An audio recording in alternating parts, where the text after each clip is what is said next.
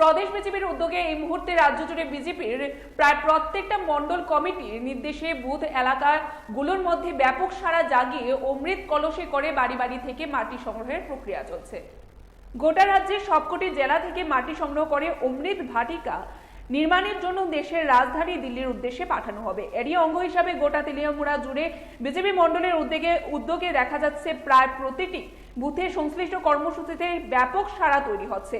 এরকমই এক ছবি বুধবার পরিলক্ষিত হয় তেলিয়ামুড়া মন্ডলের বিভিন্ন বুথ এলাকাতে এবং দেখা যায় সংশ্লিষ্ট কর্মসূচিতে বিধায়িকা কল্যাণী সাহা রায়, প্রদেশ বিজেপির মুখপাত্র নবেন্দু ভট্টাচার্য এবং প্রমুখরা উপস্থিত ছিলেন।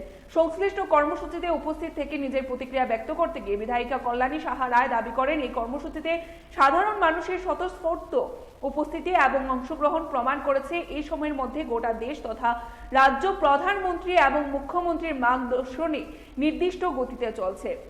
জানেন যে আমরা বিগত 2 বছর যাবতীয় স্বাধীনতার অমৃত মহোৎসব আমরা পালন করছি এবং আমরা অমৃত কালের মধ্য দিয়ে আমরা যাচ্ছি। দেশ স্বাধীনতার 100 বছর পূর্তি করবে 2047 সালে।